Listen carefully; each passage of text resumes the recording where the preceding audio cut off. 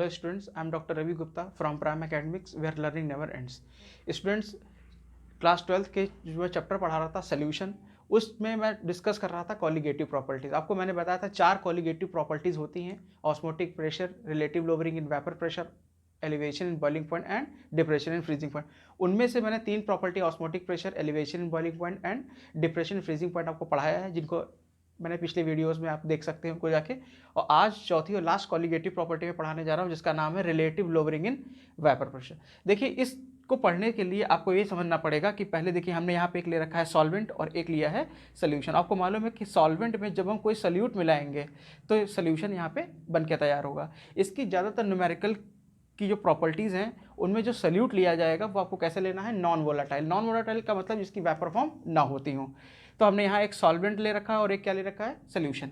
देखिए, सॉल्वेंट में जब हम नॉन वोलेटाइल सॉल्यूट मिलाएंगे तब क्या बन जाएगा, सॉल्यूशन। आपको मालूम है कि पहले एग्जिस्ट करता है सॉल्वेंट। आपको मालूम है कि सॉल्वेंट जो होता है इसका जो कंसंट्रेशन होता है वो लेस होता है, और जैसे ही सॉल्वेंट में हम सॉल्यूट मिलाएंगे उसका कंसंट्रेशन बढ़ जाएगा और हमारा सॉल्यूशन बन जाएगा। तो इसका जो कंसंट्रेशन होगा वो मोर हो जाएगा।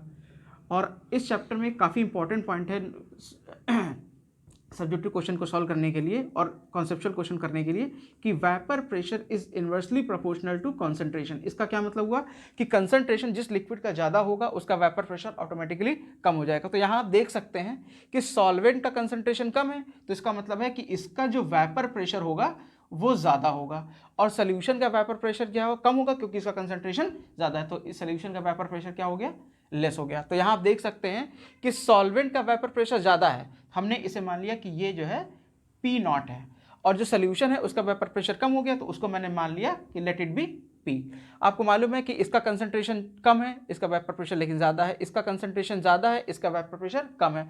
तो यहाँ वेपर प्रेशर ज़्यादा है और वेपर प्रेशर यहाँ पे क्या हो गया, कम हो गया। आपको मालूम है कि सॉल्वेंट जो है वो पहले एग्जिस्ट करता है और सोल्यूशन जो है बाद में बनता है। इसका मतलब पहले वेपर प्रेशर ज़्यादा है और बाद में वेपर प्रेशर क्या हो गया, कम हो गया। इससे प्रूफ होता है कि वेपर प्रेशर में कमी आ रही है, यानी वेपर प्रेशर लोअर डाउन हो रहा है, यानी वेपर प्रेशर में लोवरिंग हो रही है।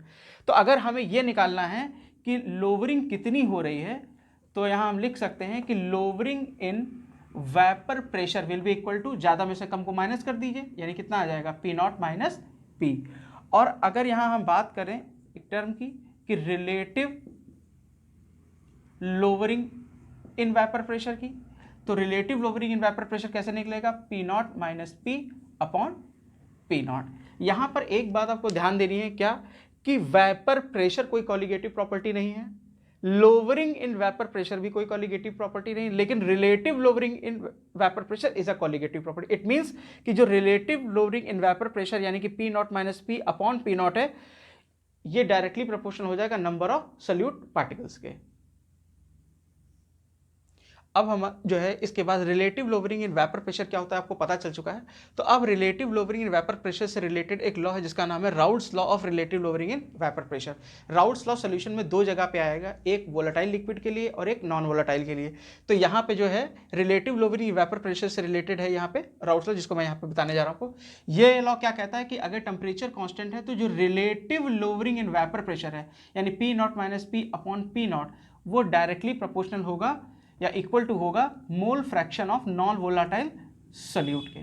आपको मालूम है कि इसको एक बार फिर से देख लीजिए कि relative lowering vapour pressure is equal to mole fraction of non volatile solute. अच्छा, सॉल्यूट का मोल फ्रैक्शन अगर मुझे लिखना है तो मैं इसको ऐसे भी लिख सकता हूं कि moles of solute divided by moles of solute plus moles of solvent,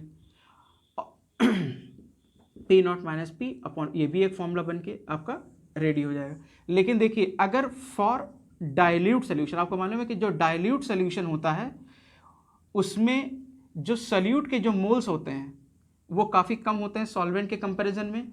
तो हम चाहें तो डाइल्यूट सोल्यूशन के लिए डिनोमिनेटर में से एन सोल्यूट यानी मोल्स ऑफ सोल्यूट को नेग्लेक्ट कर सकते हैं। तो हमारा एक नया फॉर्मूला बन के आ जाएगा, P naught minus P upon P naught is equal two moles of solute divided by moles of solvent. और अगर हम मोल्स का भी फॉर्मूला लिख दें तो ये फॉर्मूला बन के आ जाएगा, P naught minus P upon P naught is equal to weight of solute divided by molecular weight of solute into moles molecular weight of solvent divided by weight of solvent. तो इस पे भी numerical आपको मिल सकता है, लेकिन ज़्यादातर numerical आपको इस फॉर्मूले से करने चाहिए, क्योंकि ये जरूरी नहीं कि ज़्यादा हमारे जो सोल्यूशन दिया गया हो वो डाइल्यूट हो। अगर ये क्वेश्चन में मेंशन है कि सोल्यूशन डाइल्यूट है तो आप बेफिक्र होकर ये क्वेश्चन इस फॉर्मूले से सॉल्व कर सकते हैं। स्टूडेंट्स देखिए, अब relative lowering in vapour pressure को और अच्छा समझने के लिए मैंने यहाँ पे एग्जाम्पल ले रखा है, और ये एग्जाम्पल काफ़ी इंपॉर्टेंट क्योंकि बोर्ड में भी कई बार आ चुका है और ये वैसे भी एनसीईआरटी की एक प्रॉब्लम है। ठीक है, देखिए इसको कैसे सॉल्व करेंगे। देखिए पहले क्वेश्चन को समझते हैं, क्या लिखा हुआ है, calculate the mass of non volatile solute. देखिए यहाँ पे जैसे ही ये टर्म है नॉन वोलाटाइल सॉल्यूट, इसका ये बात क्लियर हो जाती है कि ये कहीं ना कहीं relative lowering in vapour pressure से रिलेटेड है।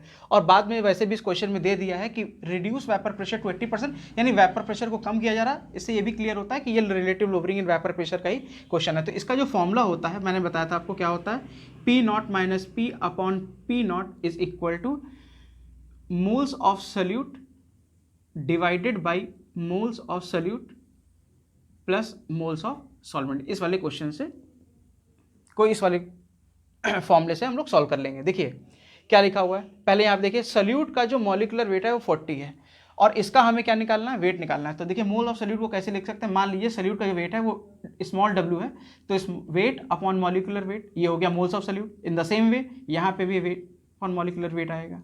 अब देखिए मोल्स हमें निकालना है सॉल्वेंट का, सॉल्वेंट का वेट कितना दे रखा है, 114, और जो ऑक्टेन होता है, ऑक्टेन का फॉर्मूला मालूम है, इसको जो है CnH2n की हेल्प से हम लोग +2 के सॉल्व कर सकते हैं। C यहाँ पे फॉर्मूला हो जाएगा 8 और H2 × 8 + 2, तो ये हो जाएगा, और जब इसका मॉलिक्यूलर वेट कैलकुलेट करेंगे तो वो भी 114 आएगा, तो यहाँ हमने रख दिया 114।